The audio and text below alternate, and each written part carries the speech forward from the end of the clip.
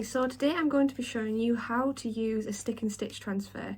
I'm going to be using one of my paw stick and stitch designs, and it's going to be from this pack.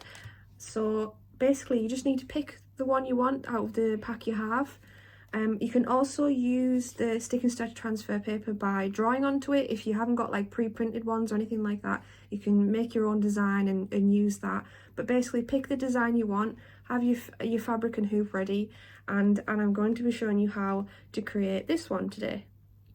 So I've left all the colours listed below so you can make one that looks just like this, and I'll also leave the link for this pack itself so you can do this exact one if you want. But let's get started.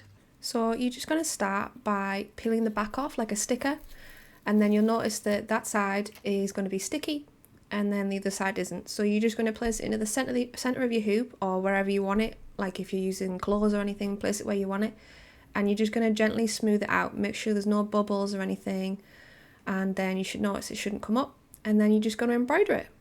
So a little tip is to try and place your thumb, especially when you're doing the first few stitches, or if you're doing sort of the outline of the pattern just to keep the transfer on, is to try and keep your thumb on the sticker when you're stitching. So instead of just purely stitching and not holding the sticker down just to start with, it helps just keep the transfer in place initially, and then once you've done that, it should just pretty much stay in place, other than like if it's an awkward fabric or anything. But yeah, another thing is to try and stitch the outline of the shape first. So whatever design you've got or whatever pattern, try and do the outside, or it depends how big it is. So if it's a really big thing, yes, you should start from the center, because then, and start from the center out, because then you're gonna not create any bubbles or any like sort of movement on the transfer. But these things are pretty stable. So if you're doing like one this size, which is fairly small, I think this is about a 5-inch hoop-ish, you should be able to just do here, I'm going to do the outline, and it should just keep it in place while I do the rest of it. Like I say, you should be able to do the outline of any of the designs as long as you keep the middle smooth. That'll help a lot, because then it won't move about as much. If it does start to come up, that'll help. So yeah, now I'm just going to embroider this out. Please enjoy the rest of this, of me embroidering out. If you want to skip this part, feel free. I've left the chapters below so you can see, you should be able to see on the bottom of the video whereabouts I've stopped to embroidering, and then I'll show you the end process at the end. I should say as well, if you do want to tack this down, you can. So if you've got some like machine thread or some really sort of just really cheap old thread or whatever, you can just tack the sticker down. If you're having trouble with it sticking, or for whatever reason, you shouldn't, but if you do, you can, if you would feel more comfortable to sort of keep it more secure, you can tack it. So whether you want to tack that all the way around, so that's just like a really simple running stitch, just do that all the way around, or in a crisscross shape, whatever you like. This might help if you're struggling with keeping the sticker on, like if you've got like an awkward fabric, like for whatever reason, hopefully that'll help. But as you can see here, I have never really had this problem, unless it's a really heavily embroidered design. I've never really had that problem. Eventually they do sort of not stick as well eventually, but that's if you're stitching it for an extremely long time. But yeah, I wouldn't worry too much about it. This is just in case. So let's get on with it.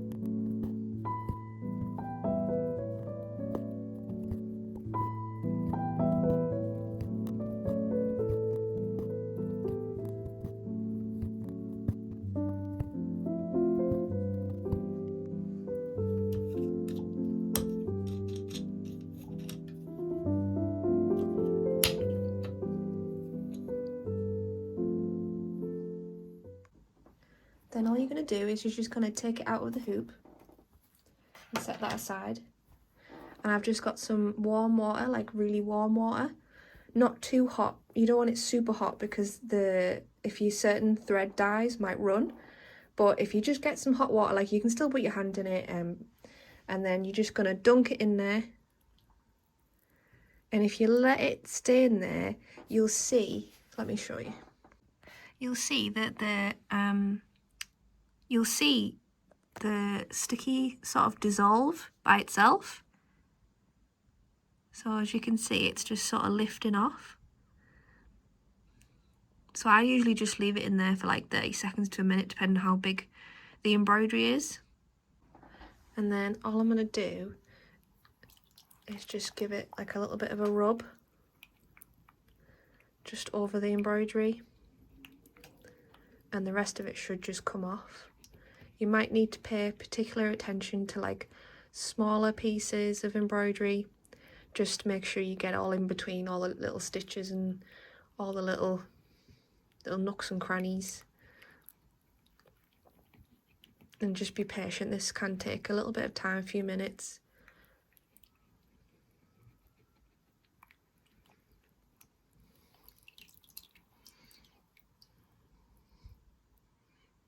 So most of it's off there, so I'm just gonna